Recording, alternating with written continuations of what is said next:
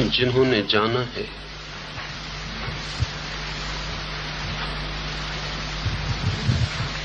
शब्दों से नहीं, शास्त्रों से नहीं, वरन जीवन से ही जीकर अल्लाह से उन थोड़े से लोगों में से एक है। और जिन्होंने केवल जाना ही नहीं है वरन जनाने की भी अथक चेष्टा की है, लाओस से उन और भी बहुत थोड़े लोगों में से एक है। लेकिन जिन्होंने भी जाना है और जिन्होंने भी दूसरों को जनाने की कोशिश की है, उनका प्राथमिक अनुभव यही है कि जो कहा जा सकता है वो सत्य नहीं है।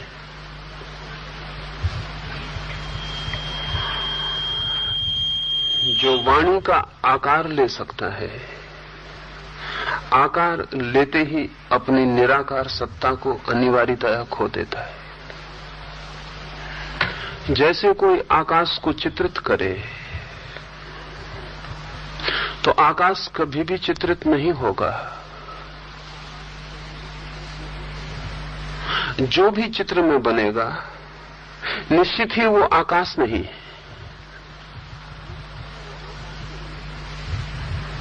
आकाश तो वो है जो सबको घेरे हुए है। चित्र तो किसी को भी नहीं घेर पाएगा। चित्र तो स्वयं ही आकाश से घिरा हुआ है। तो चित्र में बना हुआ जैसा आकाश होगा, ऐसे ही शब्द में बना हुआ सत्य होगा।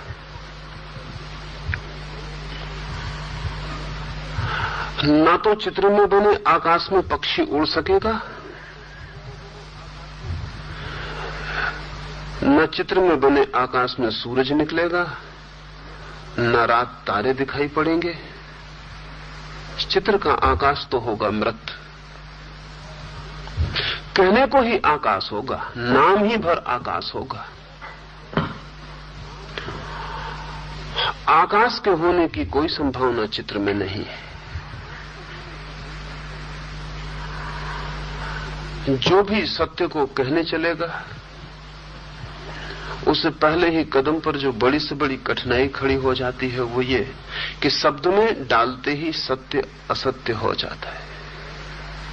ऐसा हो जाता है जैसा वो नहीं,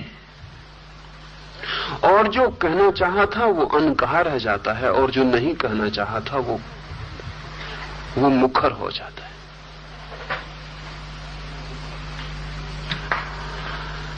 अल्लाह से अपनी पहली पंक्ति में इसी बात से शुरू करता है।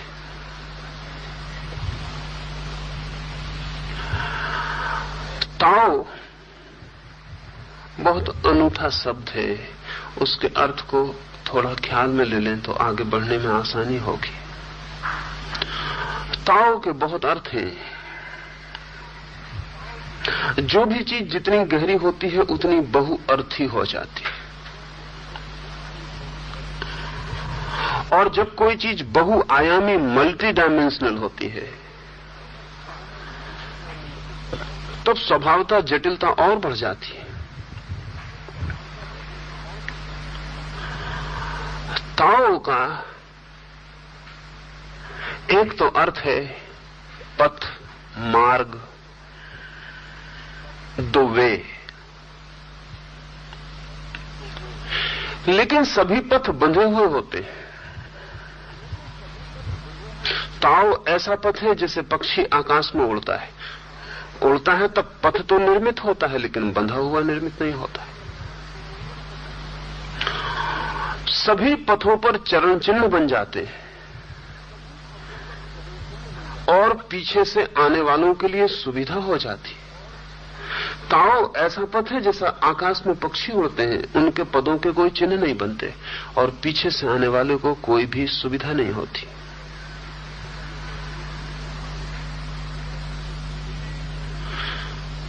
तो अगर ये ख्याल में रहे कि ऐसा पथ जो बंधा हुआ नहीं है, ऐसा पथ जिस पर चरण चिन्ह नहीं बनते, ऐसा पथ जिसे कोई दूसरा आपके लिए निर्मित नहीं कर सकता, आप ही चलते हैं और पथ निर्मित होता है, तो हम ताओ का अर्थ पथ भी कर सकते हैं, दी वे भी कर सकते हैं, लेकिन ऐसा पथ तो कहीं दिखाई नहीं पड़ता, इसलिए ताओ को पथ कहना उचित होगा। लेकिन ये एक आयाम ताओ का है, तब पथ का एक दूसरा अर्थ ले। पथ है वो जिससे पहुंचा जा सके, पथ है वो जो मंजिल से जोड़ दे। लेकिन ताओ ऐसा पथ भी नहीं है। जब हम एक रास्ते पर चलते हैं और मंजिल पर पहुंच जाते हैं, तो रास्ता और मंजिल दोनों जुड़े हुए होते हैं। असल में मंजिल रास्ते का आखिरी छोर होता है और रास्ता मंजिल की शुरुआत होती है। रास्ता और मंजिल दो चीजें नहीं हैं, जुड़े हुए संयुक्त हैं। रास्ते के बिना मंजिल न हो सकेगी, मंजिल के बिना रास्ता न होगा। लेकिन ताओ एक ऐसा पथ है जो मंजिल से जुड़ा हुआ नहीं। जब कोई रास्ता मंजिल से जुड़ा होता है तो सभी को उतना ही रास्ता चलना पड़ता है, तभी मंजिल आती है। ताओ ऐसा पथ है कि जो जहां खड़ा है उसी स्थान पर उसी जगह पे खड़े हुए मंजिल को उपलब्ध हो सकता है। इसलिए ताओ को ऐसा पथ भी नहीं कहा जा सकता।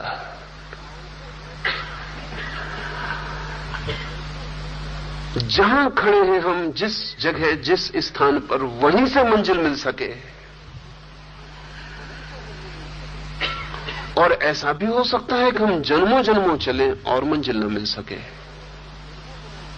तो ताओ जरूर किसी और तरह का पथ है। इसलिए एक तो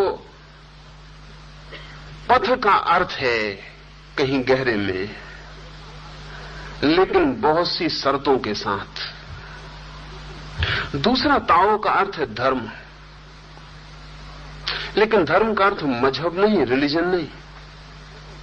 धर्म का वही अर्थ जो पुरातनतम ऋषियों ने लिया है। धर्म का अर्थ होता है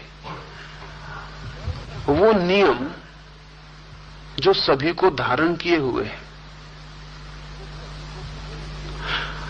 जीवन जहां भी है उसे धारण करने वाला जो आत्यंतिक नियम, दी अल्टीमेट लॉ, वो जो आखिरी कानून है, वो।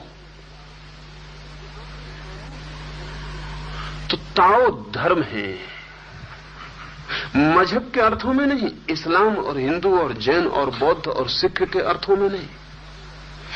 जीवन का परम नियम।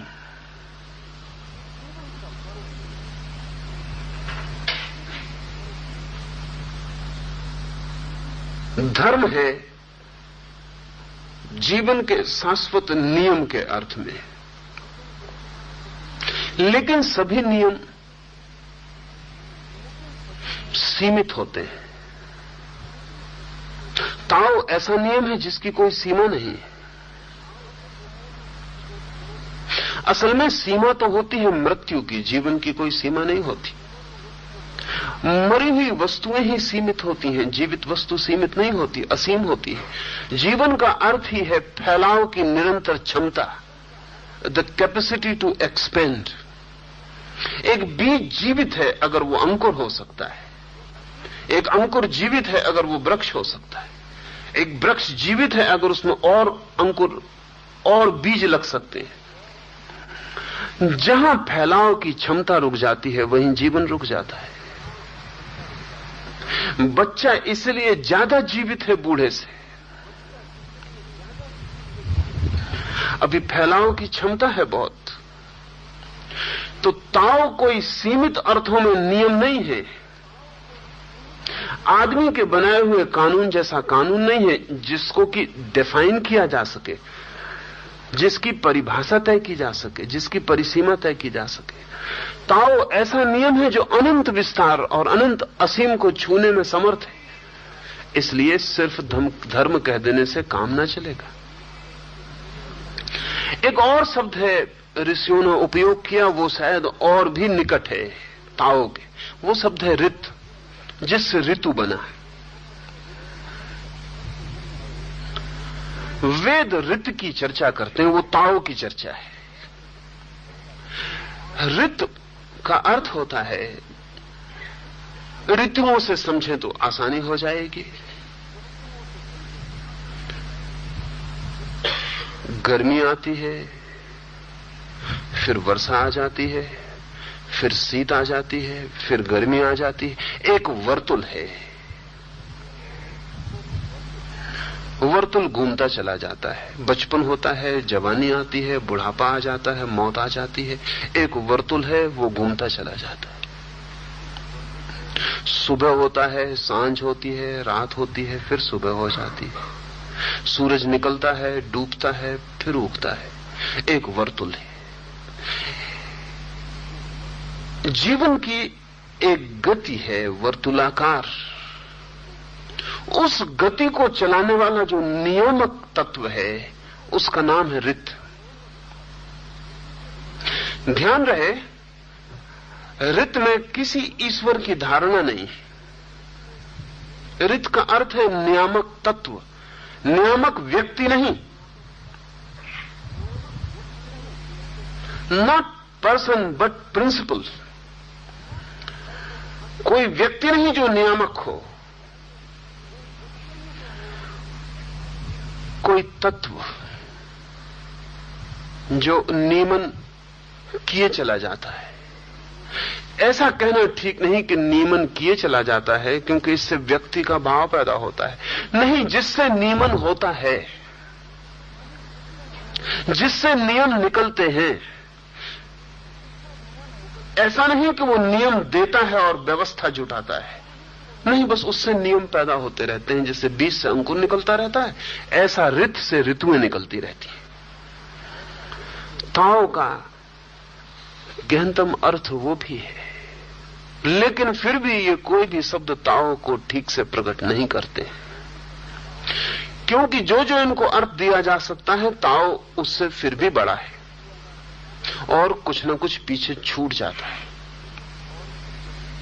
शब्दों की जो बड़ी से बड़ी कठिनाई है वो ये है कि सभी शब्द द्वैत से निर्मित हैं। अगर हम कहें रात तो दिन पीछे छूट जाता है। अगर हम कहें प्रकाश तो अंधेरा पीछे छूट जाता है। अगर हम कहें जीवन तो मौत पीछे छूट जाती है। हम कुछ भी कहें, कुछ सदा पीछे छूट जाता है। और जीवन ऐसा है संयुक्त, इकट्ठा। वहां रात और दिन अलग नहीं, और वहां जन्म और मृत्यु अलग नहीं, और वहां बच्चा और बूढ़ा दो नहीं, और वहां सर्दी और गर्मी दो नहीं, और वहां सुबह सूरज का उगना, सांझ का डूबना भी है। जीवन कुछ ऐसा है संयुक्त, इकट्ठा। लेकिन जब भी हम शब्द में बोलते हैं तो कुछ छूट जाता है। कहें दिन तो रात छूट जाती है, और जीवन में रात भी है। तो अगर हम कहें कोई भी एक शब्द, ये है ताओ, ये है मार्ग, ये है धर्म, ये है ऋत, बस हमारे कहते ही कुछ पीछे छूट जाता है। समझ लें, हम कहते हैं नियम। नियम कहते ही अराजकता पीछे छूट जाती है, लेकिन जीवन में वो भी है। नियम कहते ही वो जो अनार्किक, वो जो अराजक तत्व है, वो पीछे छूट जाता है। नीत्शे ने कहीं लिखा है कि जिस दिन अराजकता न होगी, उस दिन नए तारे कैसे निर्मित होंगे। जिस दिन अराजकता न होगी, उस दिन नया सृजन कैसे होगा। क्योंकि सृष्टि तो जन्मती है अराजकता से, क्योस से। Out of chaos is creation. अगर क्योस ना होगा, अराजकता ना होगी, तो सृष्टि का जन्म ना होगा। और अगर सृष्टि अकेली हो तो फिर समाप्त ना हो सकेगी, क्योंकि उसे समाप्त होने के लिए फिर अराजकता में डूब जाना पड़ेगा। जब हम कहते हैं नियम, प्रिंसिपल, तब अराजकता पीछे छूट जाती। वो भी जीवन में है। उसे छोड़ने का उपाय जीवन के पास नहीं, शब्दों के पास है। इसलिए हम कहते हैं ऋत, तो भी कुछ पीछे छूट जाता है। वो अराजक तत्व पीछे छूट जाता है। जो घटता है और फिर भी नियम के भीतर नहीं घटता। इस जीवन में सभी कुछ नियम से नहीं घटता है, नहीं तो जीवन दो कौड़ी का हो जाएगा। इस जीवन में कुछ है जो नियम छोड़ के भी घटता है। सच तो यह है, इस जीवन में जो भी महत्वपूर्ण है वो नियम छोड़ के घटता है, जो भी गैर महत्वपूर्ण है वो नियम से घटता है।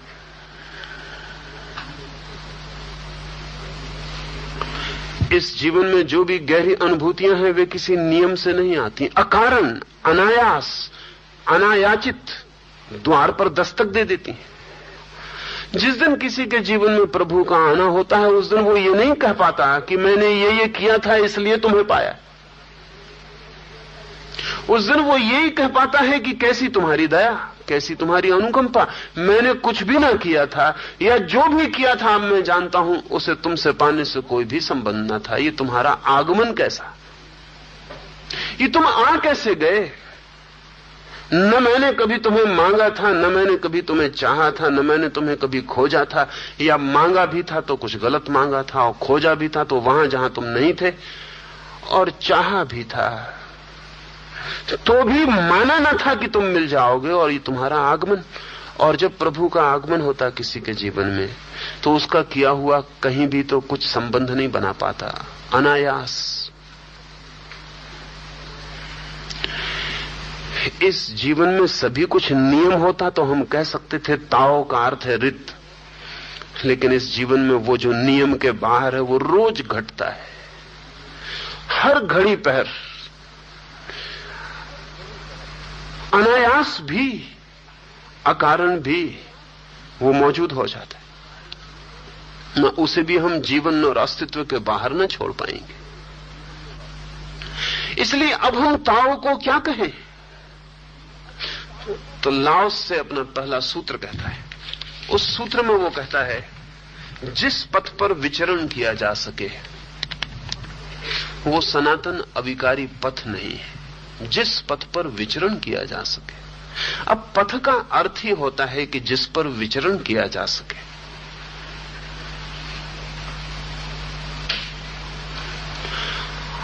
लेकिन लाओस से कहता है जिस पथ पर विचरण किया जा सके वो नहीं, जिस पर आप चल सकें वो नहीं।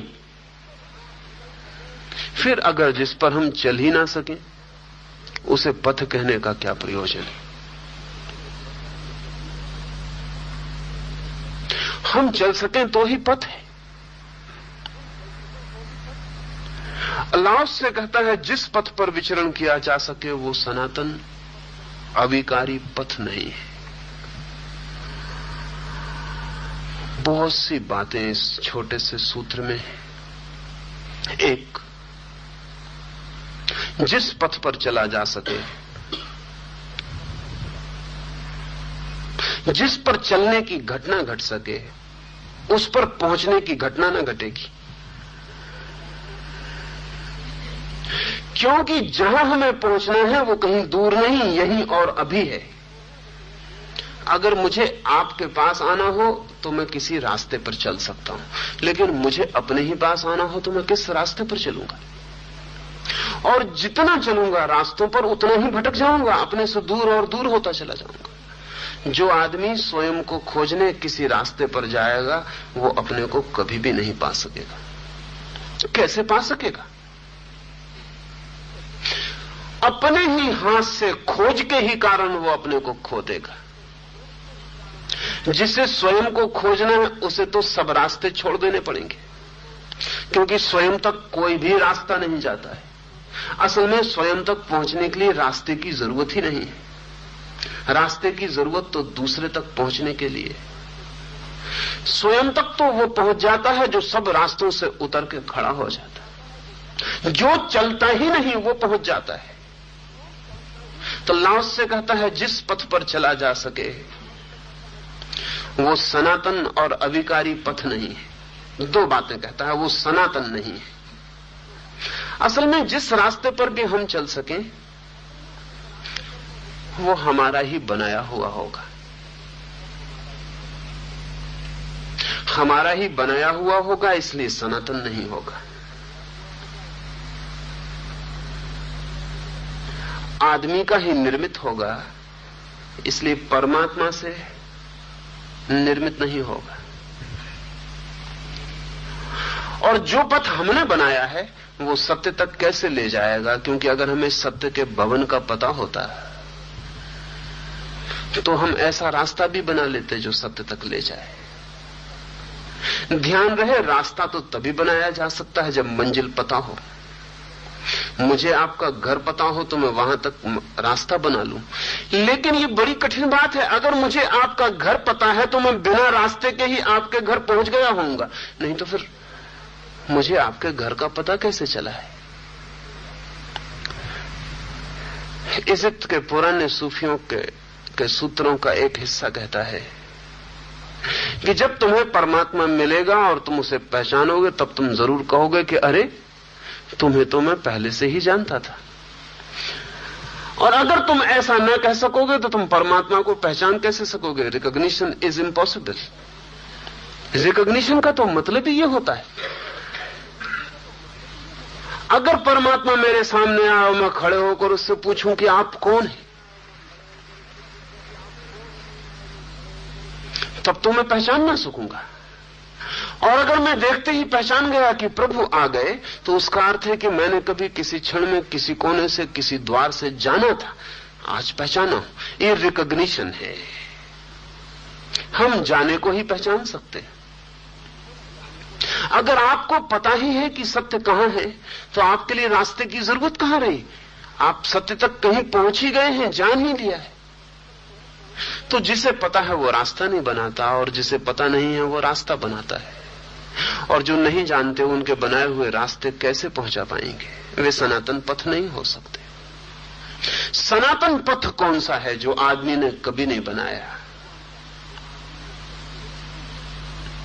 जब आदमी नहीं था तब भी था, और जब आदमी नहीं होगा तब भी होगा। सनातन पथ कौन सा है? जिसे वेद के ऋषि नहीं बनाते, जिसे बुद्ध नहीं बनाते, जिसे महावीर नहीं बनाते, मोहम्मद, कृष्ण और क्राइस्ट जिसे नहीं बनाते। ज्यादा से ज्यादा उसके संबंध में कुछ खबर देते, बनाते नहीं। इसलिए ऋषि नहीं कहते कि हम जो कह रहे हैं वो हमारा है। कहते हैं ऐसा पहले भी लोगों ने कहा है, ऐसा सदा ही लोगों ने जाना है। ये जो हम खबर ला रहे हैं ये उस रास्ते की खबर है जो सदा से है। जब हम नहीं थे तब भी था, और जब कोई नहीं था तब भी था। जब ये जमीन बनती थी और इस पर कोई जीवन न था तब भी था, और जब ये जमीन मिटती होगी और जीवन विसर्जित होता होगा तब भी होगा। आकाश की भांति वो सदा मौजूद था। ये दूसरी बात है कि हमारे पंखे इतने मजबूत न थे कि हम उसमें कल तक उड़ सकते, आज उड़ पाते हैं। ये दूसरी बात है कि आज भी हम हिम्मत नहीं जुटा पाते और अपने घोंसले के किनारे पर बैठे रहते हैं, परों को तौलते रहते हैं और सोचते रहते हैं कि उड़े या न उड़े। लेकिन वो आकाश आपके उड़ने से पैदा नहीं होगा, वो आपके पंखे भी जब पैदा न हुए थे, जब आप अंडे के भीतर बंद थे तब भी था। और आपके पास पंखे भी हों और आप बैठे रहें और न उड़े तो ऐसा नहीं कि आकाश नहीं है, आकाश है। आकाश आपके बिना है। तो सनातन पथ तो वो है जो चलने वाले के बिना है। अगर चलने वाले पर कोई पथ निर्भर है तो वो सनातन नहीं है। और जिस पथ पर भी चला जा सकता है वो विकारग्रस्त हो जाता है, क्योंकि चलने वाला अपनी बीमारियों को लेकर चलता है। इसे भी थोड़ा समझ लेना जरूरी है। जो बीमारियों के बाहर हो गया वो चलता नहीं, चलने की कोई जरूरत न रही, वो पहुंच गया। जो बीमारियों से भरा है वो चलता है। चलता ही इसलिए है कि बीमारियां हैं, उनसे छूटना चाहता है। बीमारियों से छूटने के लिए ही चलता है। जिस रास्ते भी चलता है वहीं उसी रास्ते को संक्रामक करता है। जहां भी खड़ा होता है वहीं अपवित्र हो जाता है सब। जहां भी खोजता है वहीं और धुआं पैदा कर देता है। जैसे पानी में कीचड़ उठ गई हो और कोई पानी में घुस जाए और कीचड़ को बिठालने की कोशिश में लग जाए, तो उसकी सारी कोशिश, जो कीचड़ उठ गई है उसे तो बैठने ही न देगी और जो बैठी थी उसे भी उठा लेती। वो जितना डेस्परेटली, जितना पागल होकर कोशिश करता है कि कीचड़ को बिठा दूं, उतनी ही कीचड़ और उठ जाती है, पानी और गंदा हो जाता है। लाओस से वहां से निकलता होगा तो कहेगा कि मित्र तक बाहर निकल आओ, क्योंकि जिसे तुम शुद्ध करोगे वो अशुद्ध हो जाएगा। तुम ही अशुद्ध हो, इसलिए तुम कृपा करके बाहर निकल आओ। तुम पानी को अकेला छोड़ दो,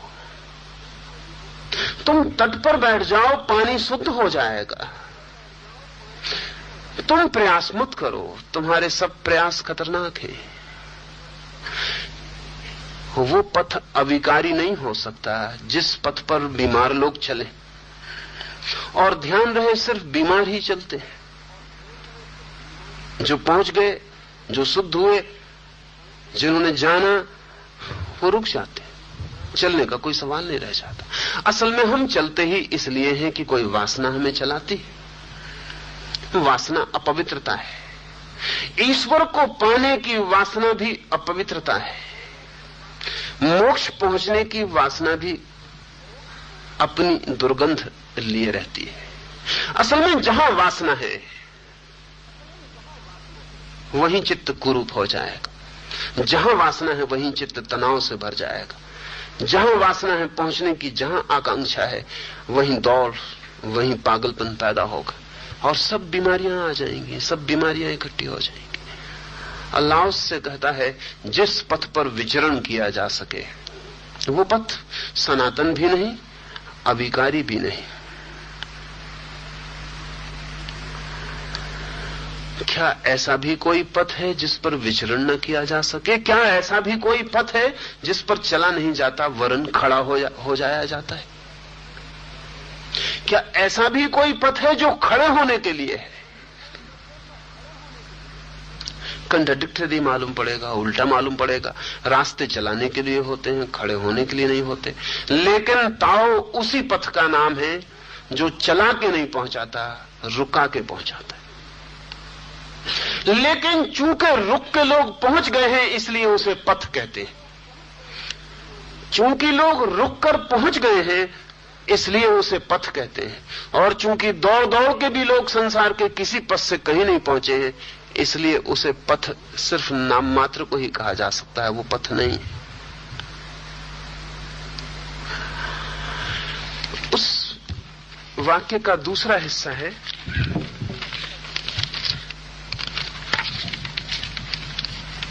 जिसके नाम का सुमिरन हो वह कालजयी एवं सदा एक रस रहने वाला नाम नहीं।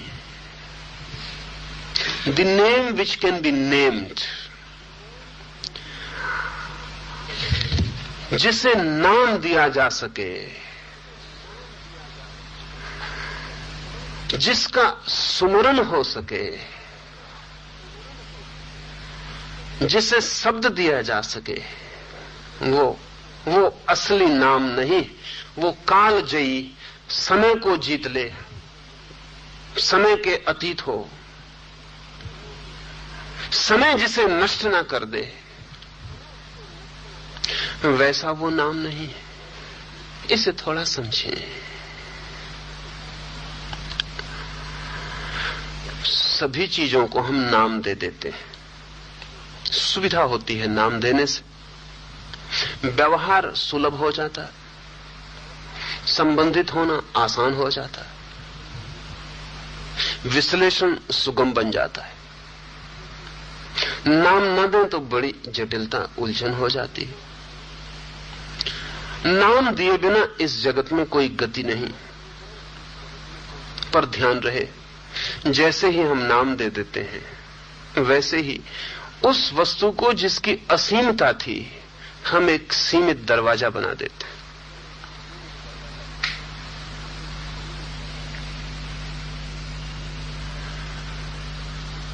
इसे थोड़ा समझ लें।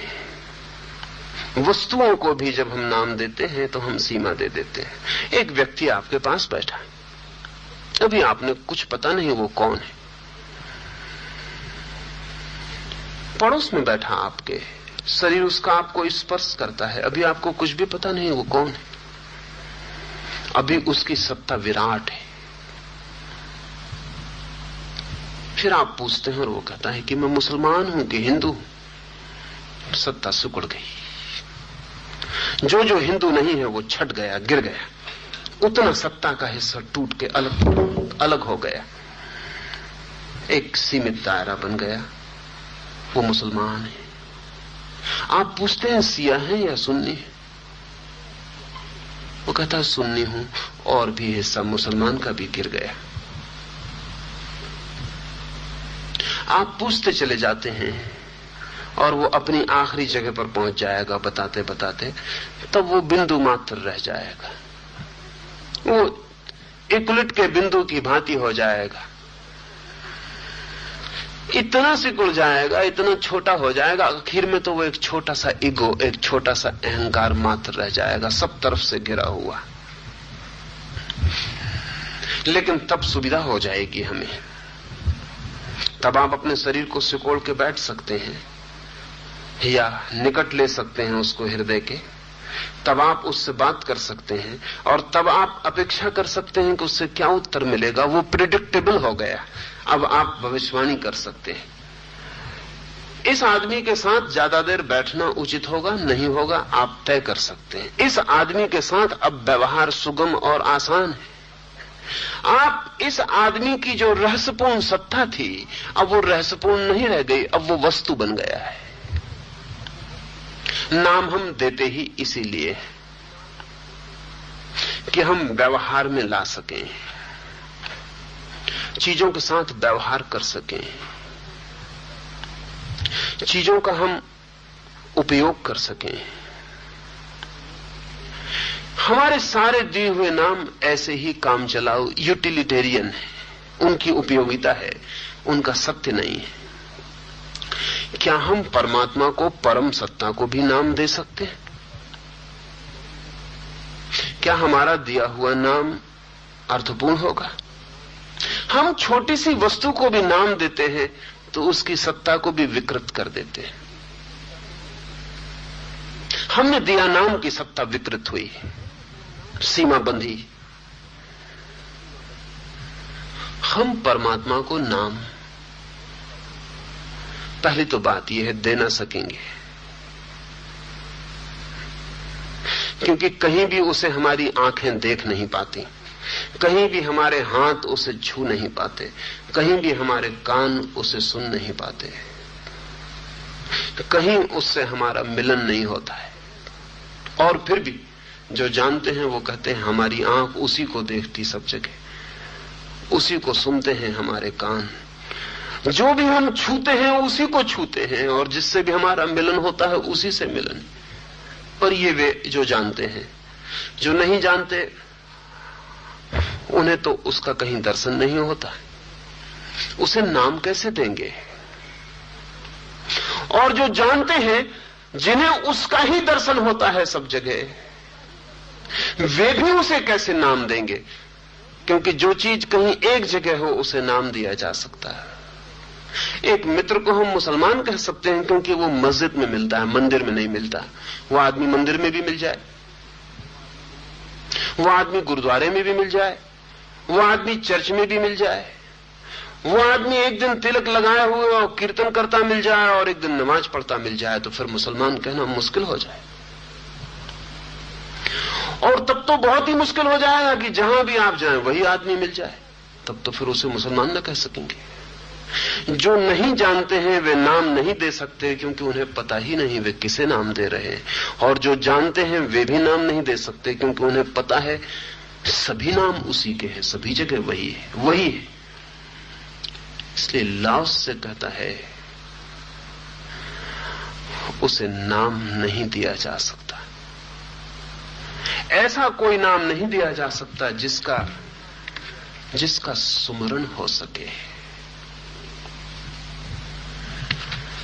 और नाम तो इसलिए होते हैं कि उनका सुमरण हो सके, नाम इसलिए होते हैं कि हम पुकार सकें, बुला सकें, स्मरण कर सकें। अगर ऐसा उसका कोई नाम है जिसका सुमरण ना हो सके तो उसे नाम कहना ही व्यर्थ है। नाम है किस लिए? एक बाप अपने बेटे को नाम देता है कि बुला सके, पुकार सके, जरूरत हो आवाज दे सके, नाम की उपयोगिता क्या है कि पुकारा जा सके।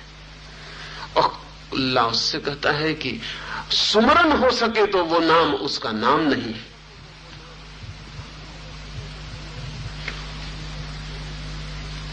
सुमरन के लिए तो लोगों ने नाम रखा है, कोई उसे राम कहता है, कोई उसे कृष्ण कहता है, कोई उसे अल्लाह कहता है। सुमरन के लिए तो नाम रखा है, इसलिए कि हम जो नहीं जानते उसकी याद कर सकें, उसे पुकार सकें।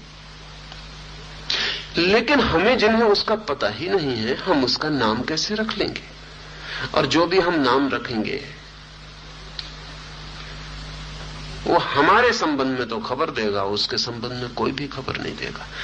जब आप कहते हैं हमने उसका नाम राम रखा है, तो उससे खबर मिलती है कि आप हिंदू घर में पैदा हुए, और कुछ भी नहीं।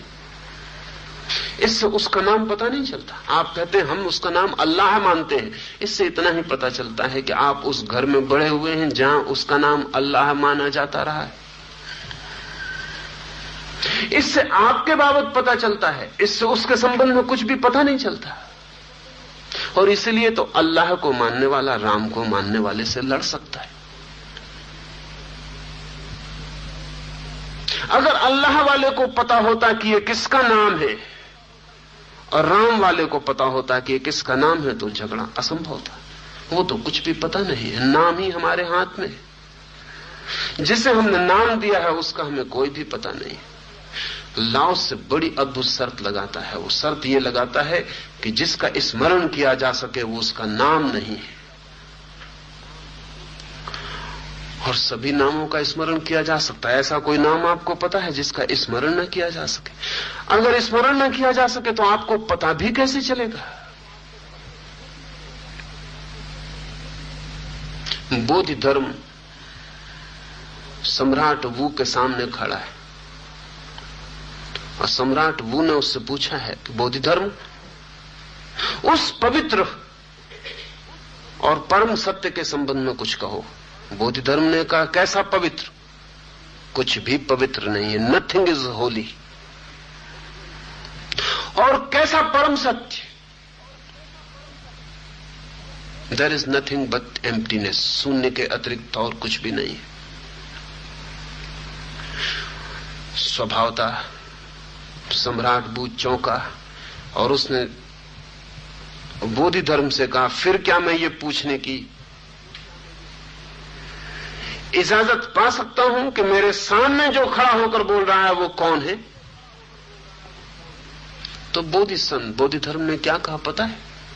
बोधि धर्म कहा, आई डू नॉट नो, मैं नहीं जानता। ये जो तुम्हारे सामने खड़े होकर बोल रहा है ये कौन है, ये मैं नहीं जानता। तो वो तो समझा कि आदमी पागल है। वो ने कहा, इतना भी पता नहीं कि तुम कौन हो?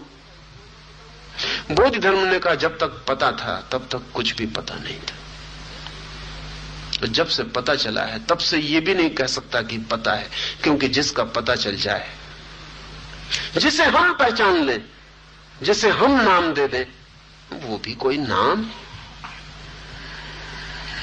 अल्लाह उससे कहता है जिसका सुमरण किया जा सके, वो उसका नाम नहीं।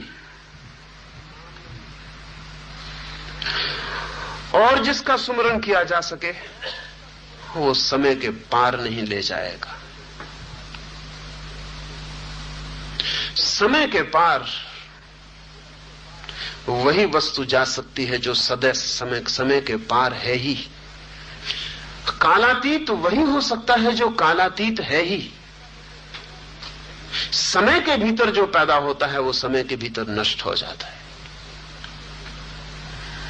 अगर आप कह सकते हैं कि मैंने 5:05 पर स्मरण किया प्रभु का, तो ध्यान रखना ये स्मरण समय के पार न ले जा सकेगा। जो समय के भीतर पुकारा गया था वो समय के भीतर ही गूंज के समाप्त हो जाएगा। और परमात्मा समय के बाहर है। क्यों? क्योंकि समय के भीतर सिर्फ परिवर्तन है और परमात्मा परिवर्तन नहीं है।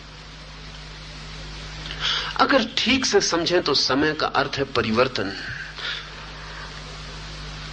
कभी आपने ख्याल किया कि आपको समय का पता क्यों चलता है? सच तो यह है कि आपको समय का कभी पता नहीं चलता, सिर्फ परिवर्तन का पता चलता है। इसे ऐसा ले, इस कमरे में हम इतने लोग बैठे हैं, अगर ऐसा हो जाए कि वर्ष भर हम यहां बैठे रहें और हम में से कोई भी जरा भी परिवर्तित न हो, तो क्या हमें पता चलेगा कि वर्ष बीत गया?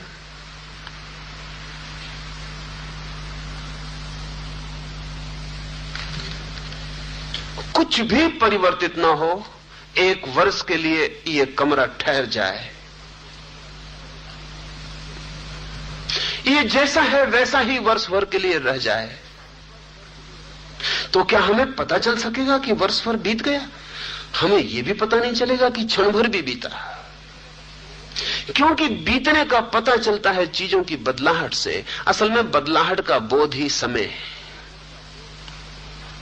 इसलिए जितने जोर से चीजें बदलती हैं उतने जोर से पता चलता है।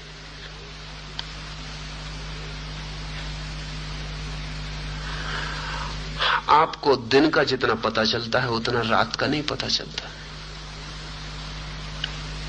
एक आदमी 60 साल जीता है तो 20 साल सोता है, लेकिन 20 साल का कोई अकाउंट है? 20 साल का कुछ पता है? 20 साल 60 साल में आदमी सोता है, तो 20 साल का कोई हिसाब नहीं है। 20 साल का कोई पता नहीं चलता, वो नींद में बीत जाते हैं, वहां चीजें कुछ स्थिर हो जाती हैं, उतने जोर से परिवर्तन नहीं, सड़क उतने जोर से नहीं चलती, ट्रैफिक उतनी गति में नहीं है, सब चीजें ठहरी हैं, आप अकेले रह गए हैं। अगर एक व्यक्ति को हम बेहोश कर दें और 100 साल बाद वो उसे होश में लाएं, तो उसे बिल्कुल पता नहीं चलेगा कि 100 साल बीत गए। जाग के वो चौंकेगा। और अगर वो ऐसी ही दुनिया वापस पा सके जैसा वो सोते वक्त पाई थी उसने, वही लोग उसके पास हों, वही घड़ी कांटा वही हो दीवार पर लटका हुआ, बच्चा स्कूल गया था अभी न लौटा हो, पत्नी खाना बनाती थी, उसके बर्तन की आवाज किचन से आती हो और वो आदमी जगे, तो उसे बिल्कुल पता नहीं चलेगा कि 100 साल बीत गए। समय का बोध परिवर्तन का बोध है, क्योंकि चीजें भाग रही हैं, बदल रही हैं, इसलिए समय का बोध होता है। इसलिए जितने जोर से चीजें बदलने लगती उतनी टाइम कॉन्शियसनेस, समय का बोध बढ़ने लगता है। पुरानी दुनिया में समय का इतना बोध नहीं था, चीजें स्थिर थी, करीब करीब वही थी।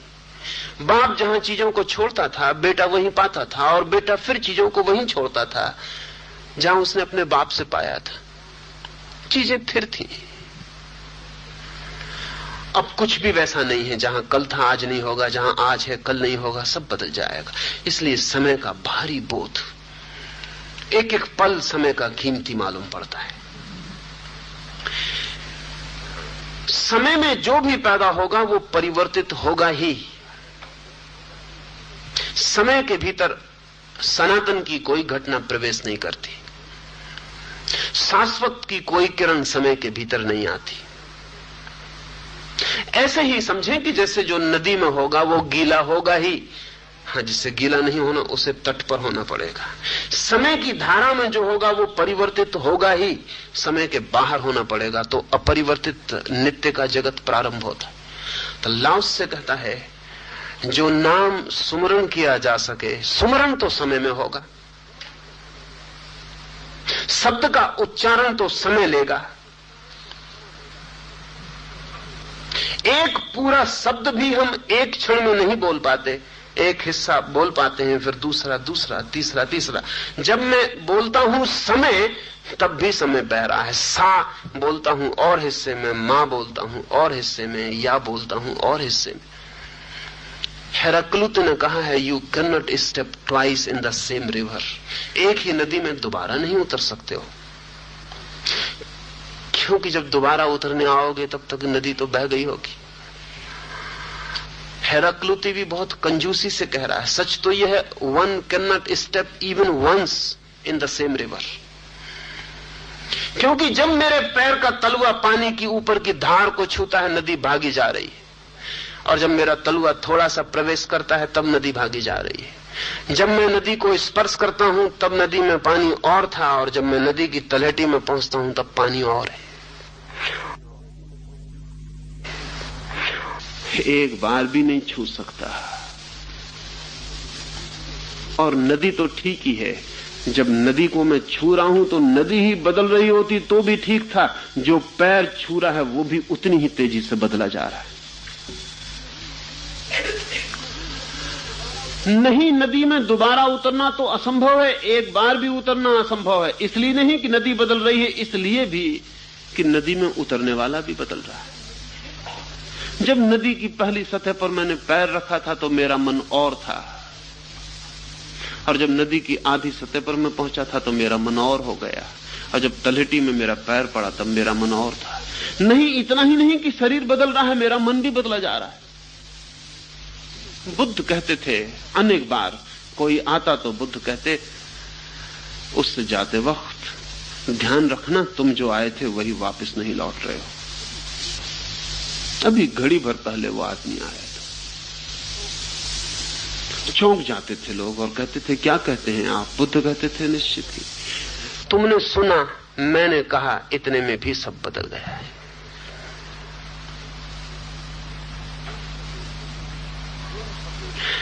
ज़ेन फकीर बोकोजू एक पुल पर से गुजर रहा है,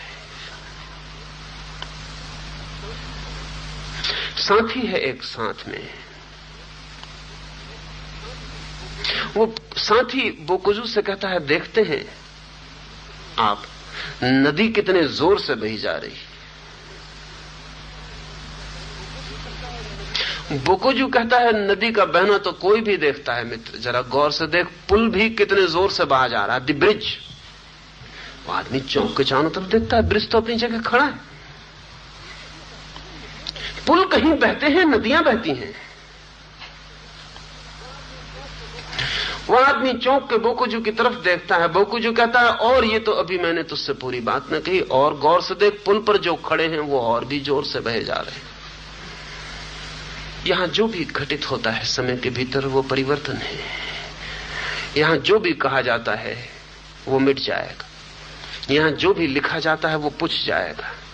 यहां सब हस्ताक्षर रेत के ऊपर है, रेत पर भी नहीं, पानी पर। तो जो नाम परमात्मा का स्मरण किया जा सके ओंठों से, वाणी से, शब्द से, समय में, स्थान में, नहीं वो कालजयी नाम नहीं है, वो नाम नहीं है जो समय के पार है। लेकिन उस नाम को स्मरण नहीं किया जा सकता। उसे कोई जान सकता है, बोल नहीं सकता।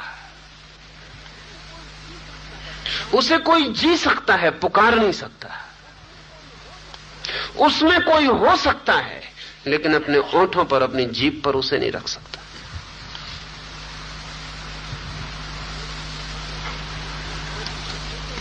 साथ ही कहता है लाओस से, न तो वो कालजयी है और न सदा एक रस रहने वाला है, एक साथ रहने वाला नहीं है। और परमात्मा भी जो बदल जाए उसे क्या परमात्मा कहना, और मार्ग भी जो बदल जाए उसे क्या मार्ग कहना, और सत्य भी जो बदल जाए उसे क्या सत्य कहना।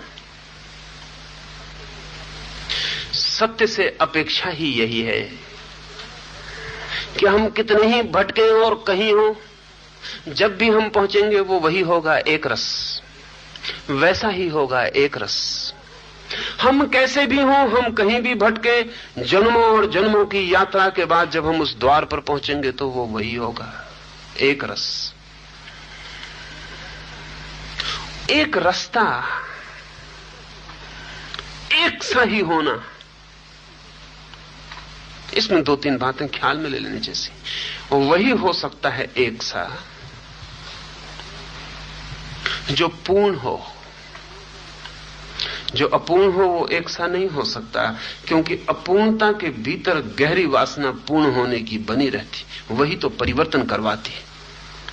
नदी कैसे एक जगह रुकी रहे, उसे सागर से मिलना है, भागती है।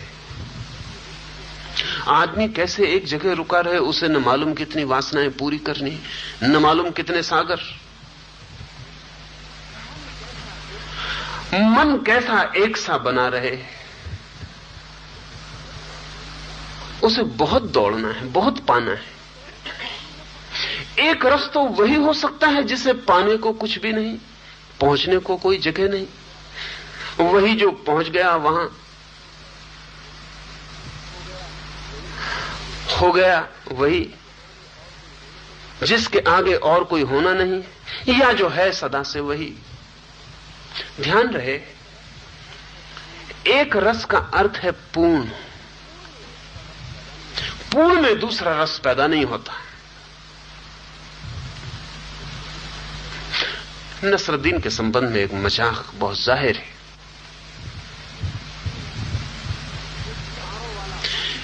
एक तारों वाला वाद्य उठा लाया था फकीर नसरुद्दीन, पर उस वाद्य की गर्दन पर एक ही जगह उंगली रख के और रगड़ता रहता था तारों को। पत्नी परेशान हुई। एक दिन, 2 दिन, 4 दिन, 8 दिन। उसने कहा, क्षमा करिए, ये कौन सा संगीत आप पैदा कर रहे हैं? मोहल्ले के लोग भी बेचैन और परेशान हो गए। आधी आधी रात और वो एक ही तू एक ही बजती रहती थी। आखिर सारे लोग इकट्ठे हो गए। कहा, नसरुद्दीन अब बंद करो, बहुत देखे बजाने वाले, तुम भी एक नए बजाने वाले मालूम पड़ते। हमने बड़े बड़े बजाने वाले देखे, आदमी हाथ को इधर उधर भी सरकाता है, कुछ और आवाज भी निकालता है। ये क्या तू तुम एक ही लगाए रखते हो, सिर पका जा रहा। मोहल्ला छोड़ने का विचार कर रहे, या तो तुम छोड़ दो या हम। मगर इतना तो बता दो कि तुम जैसा बुद्धिमान आदमी और ये एक ही आवाज, ऐसा तो हमने कोई संगीतज्ञ नहीं देखा। नसरुद्दीन ने कहा कि वो लोग अभी ठीक स्थान खोज रहे हैं, मैं पहुंच गया हूं। नीचे ऊपर हाथ फिरा के ठीक जगह खोज रहे हैं कि कहां ठहर जाएं। हम पहुंच गए, हम तो वही बजाएंगे, मंजिल आ गई। ये मजाक था नसरुद्दीन का, लेकिन वो आदमी, उस आदमी ने बड़े गहरे और कीमती मजाक किए। अगर परमात्मा कोई स्वर बजाता होगा तो एक ही होगा, हाथ उसका इधर उधर न सरकता होगा। वहां कोई धारा न बहती होगी, वहां कोई परिवर्तन न होगा। लाओस से कहता है, एक रस नहीं है वो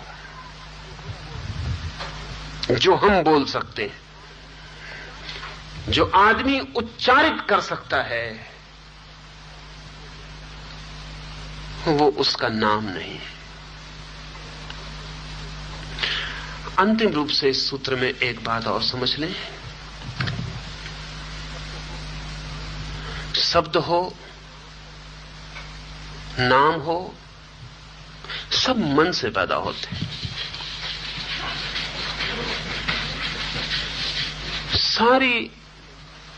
सारी सृष्टि मन की है। मन ही निर्मित करता और बनाता है, और मन अज्ञान है। मन को कुछ भी पता नहीं, लेकिन जो मन को पता नहीं है, मन उसको भी निर्मित करता है। निर्मित करके एक तृप्ति हमें मिलती है कि अब हमें पता है। अगर मैं आपसे कहूं आपको ईश्वर का कोई भी पता नहीं है तो बड़ी बेचैनी पैदा होती। लेकिन मैं आपसे कहूं, कह रहे आपको बिल्कुल पता है, आप जो सुबह राम राम जपते हैं वही तो है ईश्वर का नाम। मन को राहत मिलती है।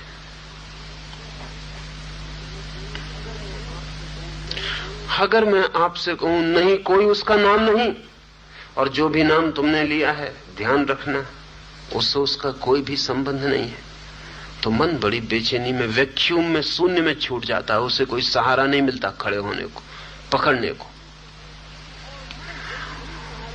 और मन जल्दी ही सहारे खोजेगा। सहारा मिल जाए तो फिर और आगे खोजने की कोई जरूरत नहीं रह जाती। मन सब्स्टिट्यूट देता है सत्य की परिपूरक व्यवस्था कर देता है। कहता है ये रहा,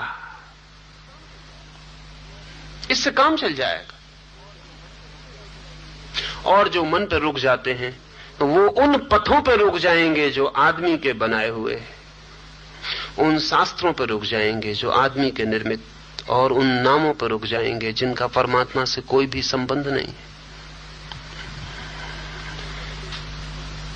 इस पहले ही छोटे से परम वचन में लाओ से सारी संभावनाएं तोड़ देता है, सारे सहारे छीन लेता है। आदमी का मन जो भी कर सकता है उसकी सारी की सारी पूर्व भूमिका नष्ट कर देता है। सोचेंगे हम कि अगर ऐसा ही है तो अब लाओस से आगे लिखेगा क्या, कहेगा क्या? जो नहीं कहा जा सकता उसको कहेगा, जिस पथ पर विचरण नहीं हो सकता उसका इशारा करेगा,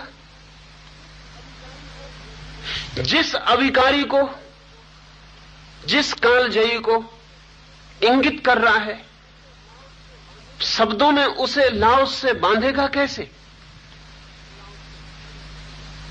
लाओस से की पूरी प्रक्रिया निषेध की होगी। इसलिए निषेध के संबंध में कुछ बात समझ लें ताकि आगे लाओस से को समझना आसान हो जाए। दो हैं रास्ते इस जगत में इशारा करने के। एक रास्ता है पॉजिटिव विधायक इंगित करने का। आप मुझसे पूछते हैं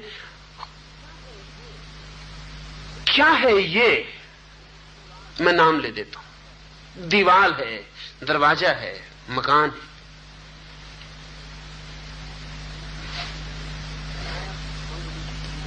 विधायक अंगुली सीधा ही इशारा कर देती है, डायरेक्ट।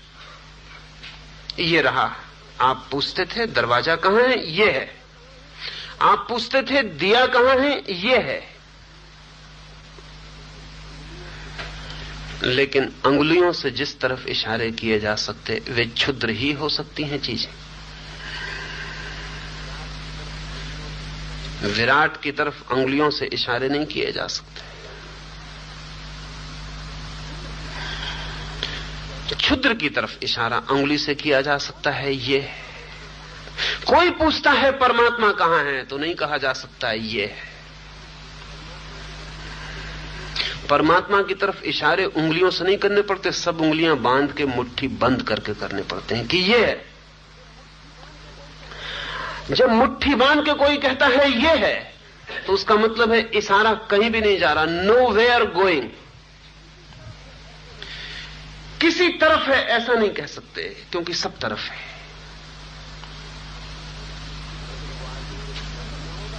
लेकिन वो आदमी तो इससे राजी ना होगा। मुट्ठी बांध के अगर मैं कहूं कि ये है तो शायद समझेगा कि मुट्ठी, तो मुझे कहना पड़ेगा ये भी नहीं है, मुट्ठी भी नहीं है, और तब निषेध शुरू होगा। शायद वो आदमी पूछेगा, शायद आप समझे नहीं, मैं और अपने सवाल को सरल कर लूं, पूरब की तरफ है, तो मुझे कहना पड़ेगा नहीं, जानते हुए कि पूरब भी उसी में है। कहना पड़ेगा नहीं, क्योंकि अगर मैं कहूं पूरब की तरफ है तो फिर दक्षिण का क्या होगा, उत्तर का क्या होगा, पश्चिम का क्या होगा।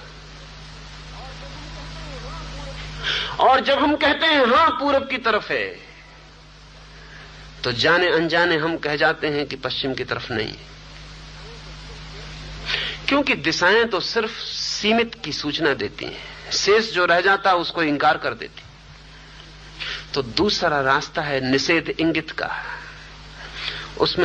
उसमें जब कोई बताने चलता है तो वो ये नहीं कहता ये है, वो कहता है ये नहीं है, ये नहीं है, ये नहीं, नेति नेति, not this, not this, not this, वो कहता चला जाता है। बड़ी धीरज की जरूरत है निषेध के मार्ग पर, क्योंकि जो जो आप कहेंगे ये है वो कहेगा नहीं है, जो जो आप कहेंगे ये है वो कहेगा नहीं है।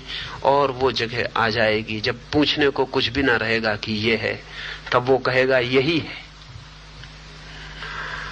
जैसे आप कमरे में मुझसे पूछने चले और आपने टेबल पकड़ी और कुर्सी पकड़ी और दीवार पकड़ी और मैं इंकार करता गया और कमरे की सब चीजें चुक गईं और आपने मुझे पकड़ा और मैं इंकार किया और आपने आपको पकड़ा और मैं इंकार किया और इंकार करने को कुछ भी ना बचा। तब लाओस से कहेगा ये है, लेकिन तब आपकी कठिनाई होगी, आप कहेंगे अब तो सब इंकार कर दिया। अब असल में जो इंकार करके भी इंकार नहीं किया जा सकता वही है। जिसे हम इंकार कर दें और इंकार हो जाए उसकी क्या सत्ता है। आदमी के हां कहने पर जिसका होना निर्भर है, आदमी के न कहने पर जिसका न होना निर्भर है, उसका भी कोई मूल्य है। आस्तिक कहता है और सोचता है कि ईश्वर उसके है कहने से कुछ बलवान होता होगा। नास्तिक कहता है नहीं है और सोचता है कि शायद नहीं कहने से ईश्वर कमजोर होता होगा। और ऐसा नास्तिक ही नहीं सोचता, आस्तिक भी सोचता है किसी ने अगर कहा नहीं है तो बड़ा नुकसान पहुंचा। और ऐसा आस्तिक ही नहीं सोचता, नास्तिक भी सोचता है कि किसी ने कहा है तो जाओ खंडन करो कि नहीं है, क्योंकि बड़ा नुकसान पहुंच रहा है। आदमी के हां और न कहने से एक बहुत पुरानी तिब्बतन कथा है कि एक छोटा सा मच्छर था। आदमी ने लिखी इसलिए छोटा सा लिखा है, मच्छर बहुत बड़ा था, मच्छरों में बड़े से बड़ा मच्छर था। कहना चाहिए मच्छरों में राजा था, सम्राट था। कोई मच्छर गोबर के टीले पर रहता था, कोई मच्छर वृक्ष के ऊपर रहता था, कोई मच्छर कहीं। राजा कहां रहे, बड़ी चिंता मच्छरों में फैली। फिर एक हाथी का कान खोजा गया और मच्छरों ने कहा कि महल तो यही है, आपके रहने के योग्य। मच्छर जाके दरवाजे पे खड़ा हुआ, हाथी के कान पर। महान विशाल काय दरवाजा था, हाथी द्वार।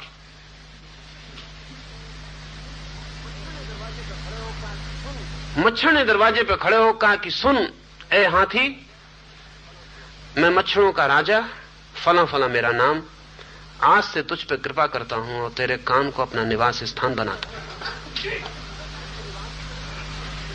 जैसा कि रिवाज था, मच्छर ने 3 बार घोषणा की, क्योंकि ये उचित नहीं था कि किसी के भीतर निवास बनाया जाए और खबर न की जाए। हाथी खड़ा सुनता रहा। मच्छर ने सोचा ठीक है, मौनम सम्मति लक्षणम, वो सम्मति देता है, मौन है। फिर मच्छर वर्षों तक रहता था, आता था, जाता था। उसके बच्चे, संतति और बड़ा विस्तार हुआ, बड़ा परिवार वहां रहने लगा।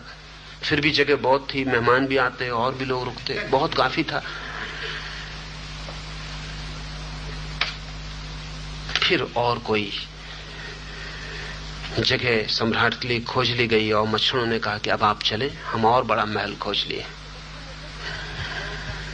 तो मच्छर ने फिर दरवाजे पर खड़े होकर कहा कि ए हाथी सुन, अब मच्छरों का सम्राट फला फला मेरा नाम है, अब मैं जा रहा हूं। हमने तुझ पे कृपा की, तेरे कान को महल बनाया।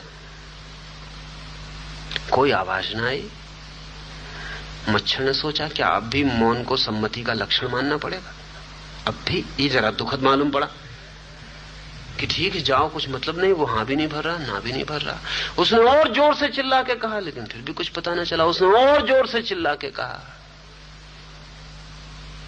हाथी को धीमी सी आवाज सुनाई पड़ी कि कुछ। हाथी ने गौर से सुना तो सुनाई पड़ा कि एक मच्छर कह रहा है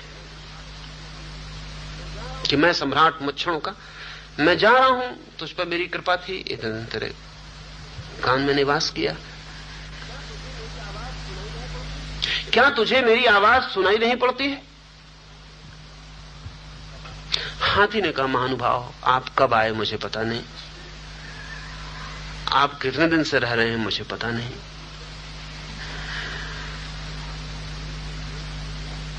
आप आइए, रहिए, जाइए, जो आपको करना हो करिए,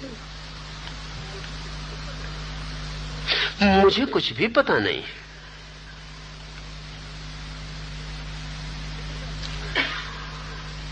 तिब्बतन फकीर इस कथा को किसी अर्थ से कहते हैं।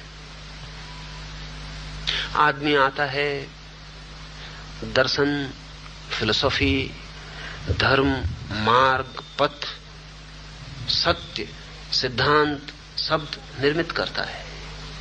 चिल्ला चिल्ला के कहता है इस अस्तित्व के चारों तरफ कि सुनो राम है उसका नाम, कि सुनो कृष्ण है उसका नाम। आकाश चुप है, उस अनंत को कहीं कोई खबर नहीं मिलती। हाथी ने तो मच्छर को आखिरी में सुन भी लिया, क्योंकि हाथी और मच्छर में कितनी फर्क हो, कोई क्वालिटेटिव फर्क नहीं है, क्वांटिटी का फर्क है, मात्रा का फर्क है। हाथी जरा बड़ा मच्छर है, मच्छर जरा छोटा हाथी है। कोई ऐसा गुणात्मक भेद नहीं है कि दोनों के बीच चर्चा ना हो सके, हो सकती है, थोड़ा कठिनाई पड़ेगी।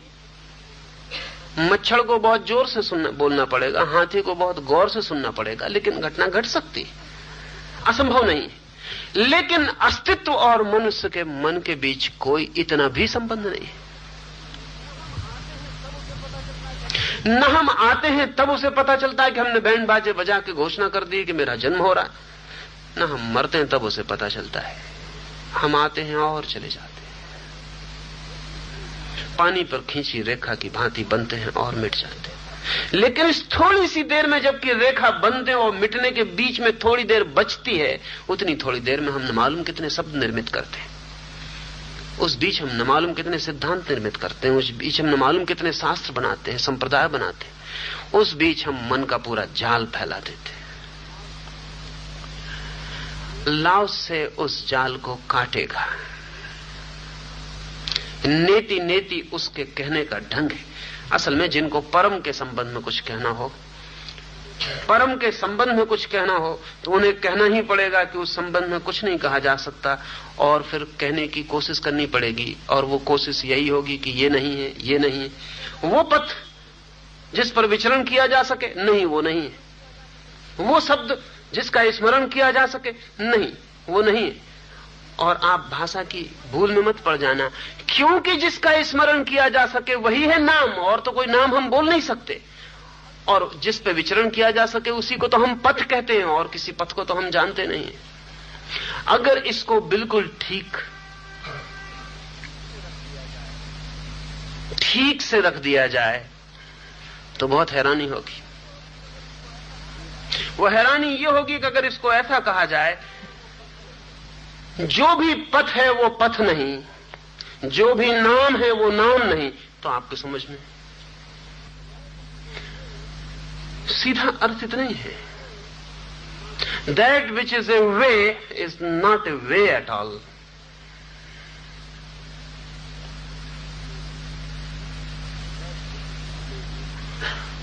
That which is a name is not a name at all. यही कह रहा है वो यही कह रहा है, पहुंचना हो तो पथ से बचना, नहीं तो भटक जाओगे। और जानना हो उसे, पुकारना हो उसे, तो नाम भर मत लेना, नहीं तो चूक जाओगे। और उसके संबंध में कि चूक छोटी चूक नहीं है, बड़ी से बड़ी चूक है, हो गई। मारपा के सामने एक युवक आके बैठा है, वो 3 वर्ष से मारपा के पास है, और मारपा से कह रहा है रास्ता बताइए।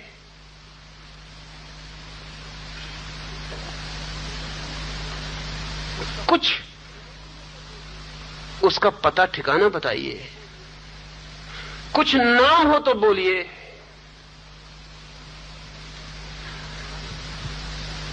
और जब भी वो कहता है कि कुछ उसका पता ठिकाना बताइए, तभी अगर मारपा बोलता भी है तो एकदम चुप हो जाता है।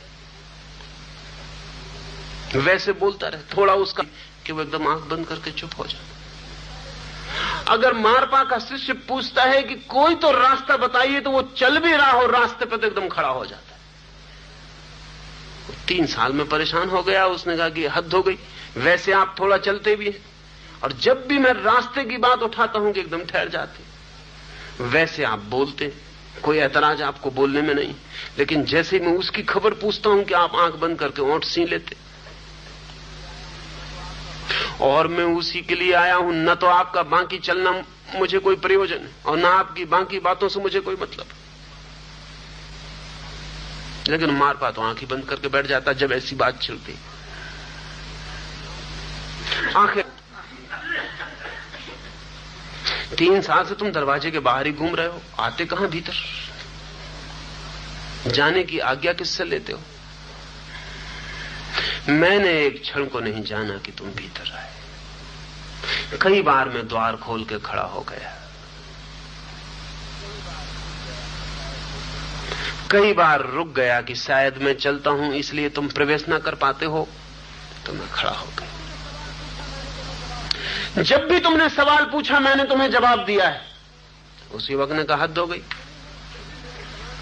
यही तो बेचैनी है कि जब भी मैंने सवाल पूछा आप चुप रह गए। ऐसे आप बोलते रहते हैं, मुझ पे आ रहे, इसलिए तो मैं जाता हूं छोड़कर तुम्हें कि जब भी मैंने पूछा आप चुप रह गए। मारपा ने कहा, वही था जवाब। काश तुम भी उस वक्त चुप रह जाते, काश जब मैं चलते चलते ठहर गया था तुम भी ठहर जाते, तो मिलन हो जाता हमारा।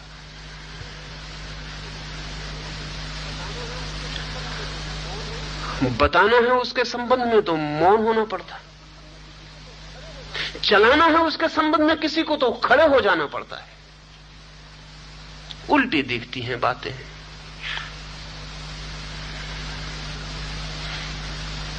लेकिन अभी ना बचे।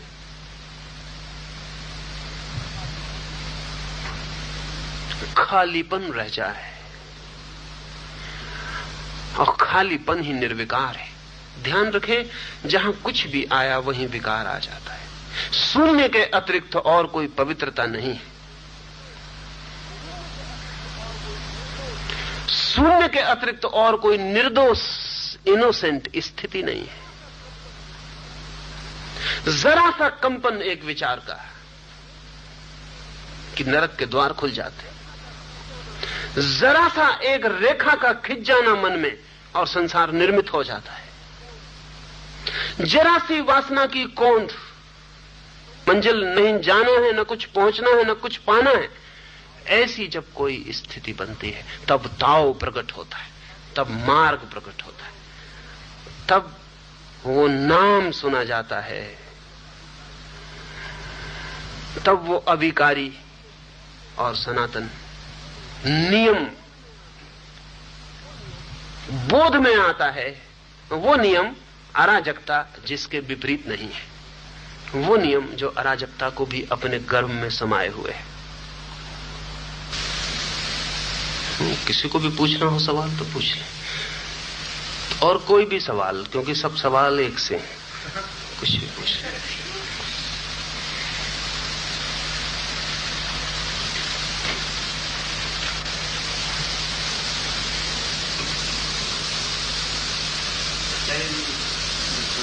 घटनाएं घटती है तब,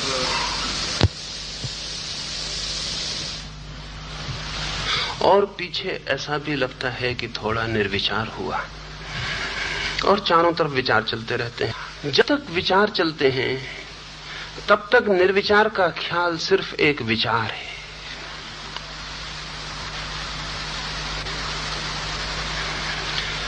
जब तक विचार चलते हैं तब तक निर्विचार का ख्याल सिर्फ एक विचार है। वो भी एक विचार है कि मैं निर्विचार हूं और इधर विचार चल रहे हैं और मैं निर्विचार हूं। क्योंकि मैं निर्विचार हूं, इसकी स्थिति तो तभी स्मरण में आएगी जब विचार नहीं चल रहे होंगे। और मजे की बात यह है कि ये जब स्थिति बनेगी तब ये ख्याल भी नहीं रहेगा कि मैं निर्विचार हूं, क्योंकि निर्विचार बीमारी खबर देता है। इसलिए अक्सर बीमार आदमी स्वास्थ्य की बात करते हुए देखे जाते, स्वस्थ आदमी नहीं, बीमार आदमी।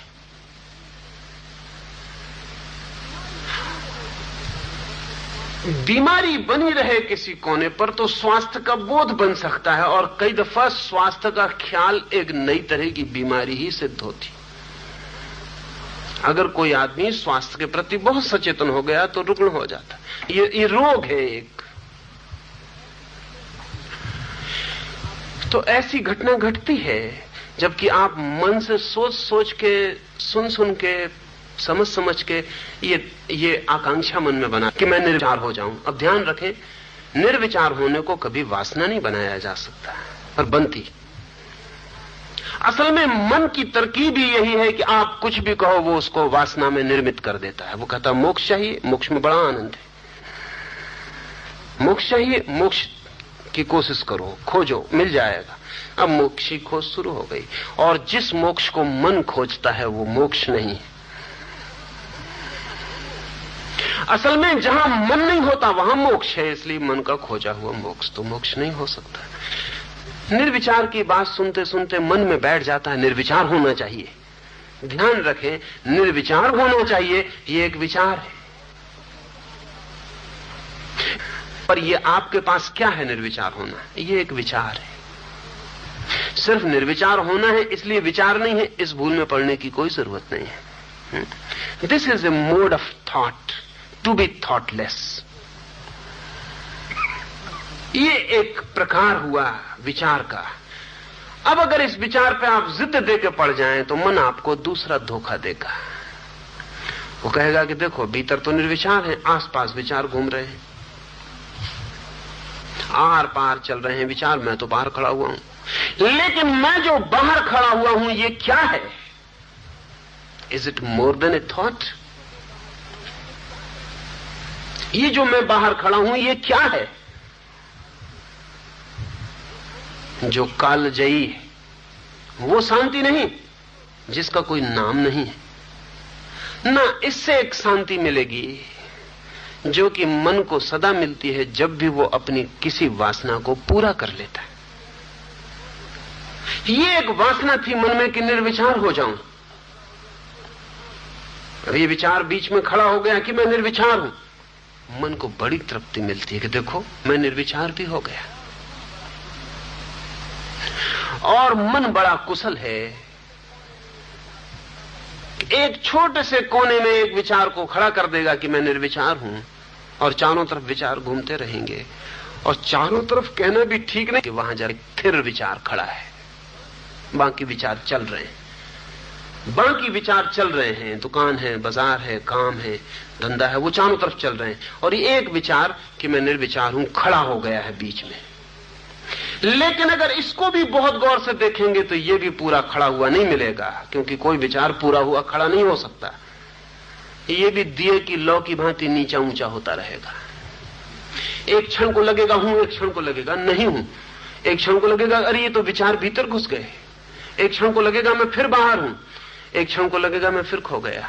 ये बस ऐसा ही होता रहेगा। ये क्योंकि कोई भी विचार परिवर्तन के बाहर नहीं हो सकता। ये विचार भी नहीं कि मैं निर्विचार हूं, ये भी डोलता रहेगा। हो गए आप वापस पहुंच गए गहनतम नरक में। ये एक विचार करीब करीब वैसे काम करता है जैसा बच्चे लूडो का खेल खेलते हैं, चढ़ते हैं, बड़ी मुश्किल लगाते हैं, नसनियां सीढ़ियां, और फिर एक सांप के मुंह पे पड़ते हैं और सड़क के नीचे सांप की पूंछ पर आ जाते हैं। अगर एक भी विचार का ख्याल आ गया मैं निर्विचार हूं, ये भी ख्याल आ गया, तो सांप के मुंह में पड़े आप नीचे उतर जाएंगे। सब सीढ़ियां जो चढ़े थे वो सब बेकार हो गई हैं। इसलिए बोधि धर्म ने कहा आई डू नॉट नो, मैं नहीं जानता। कौन खड़ा है आपके सामने मुझे खुद ही पता नहीं है। ये सिर्फ सम्राट इतने दूर से चल के आया था, वर्षों से प्रतीक्षा कर रहा था मेरी। जैसे कोई बच्चा आ जाए और हम उसे खिलौना पकड़ाते हैं, ऐसा मैंने उसे एक खिलौना दिया है।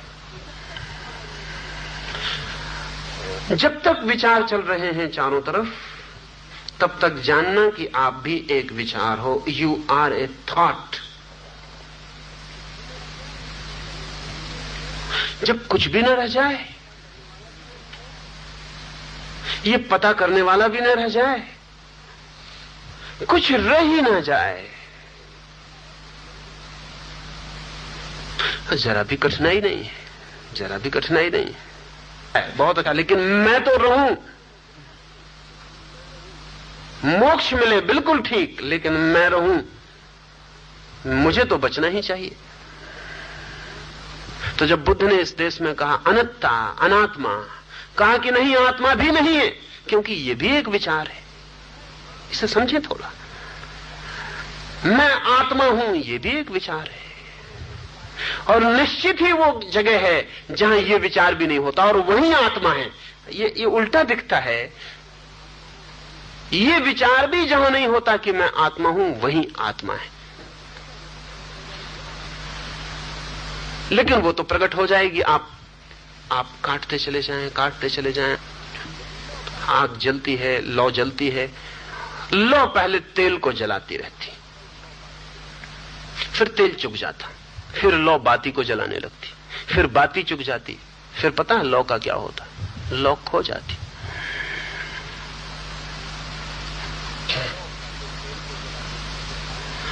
लौ पहले तेल को जला देती, फिर बाती को जला देती, फिर स्वयं को जला लेती। विचार को छोड़ दें, विचार काट डालें, फिर स्वयं को भी छोड़ दें, फिर विचारों को काट डाला, स्वयं को भी छोड़ दिया, ये भी छोड़ दें, तब कुछ नहीं बचता। एक निर्विकार भाव अवस्था, एक निर्विकार शेष रह जाता है, जहां मैं का भंवर नहीं बनता। पानी में भंवर बनते देखे होंगे, जोर चक्कर से भंवर बनता है, और भंवर की एक खूबी होती है, आप कुछ भी डाल दो तो वो भंवर उसको फौरन खींच के घुमाने लगता है।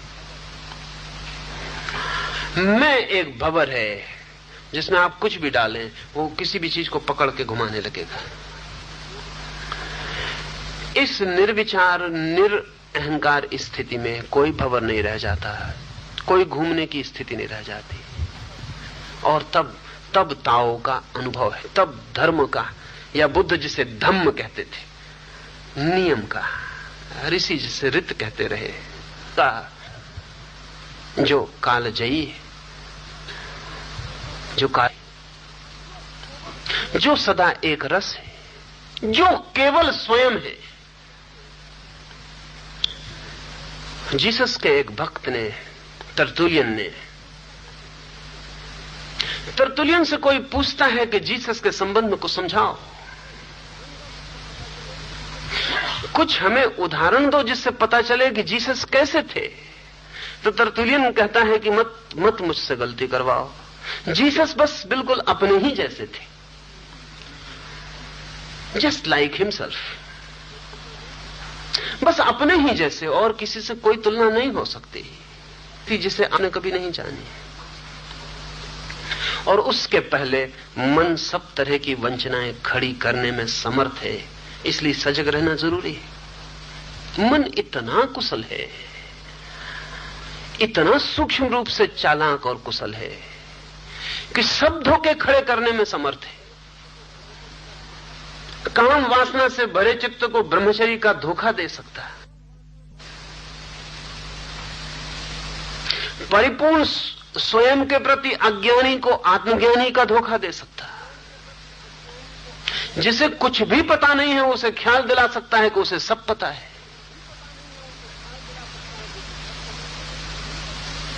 जो नहीं मिला है उसकी भी खबर दे सकता है कि मिल गया है। इसलिए मन की डिसेप्टिविटी, उसकी जो प्रवंचकता है, उसके सब रूप ठीक से समझ लेने जरूरी है। 200 मील चल के मुझे ये बताने आओगे कि मैं शांत हूं, और अगर इसके लिए आए हो तो बात खत्म हो गई, धन्यवाद। परमात्मा करे कि तुम सच में ही शांत हो, लेकिन एक दफा बाहर जाके फिर सो जाओ। युवक बाहर जाता है और तभी वहां को कहता है बाहर जाने की कोई जरूरत नहीं, लौट आओ, क्योंकि अगर अभी इतना भी अशांति बाकी है कि सोचना है कि शांत हूं या नहीं, वापस आ जाओ। तुम्हारी झिझक ने सब कुछ कह दिया है।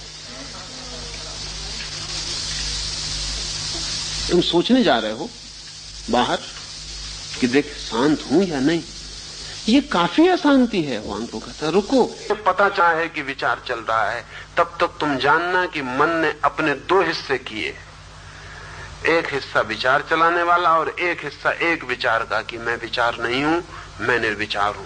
ये मन का ही द्वैत है। सच तो यह है कि मन के बाहर द्वैत होता ही नहीं।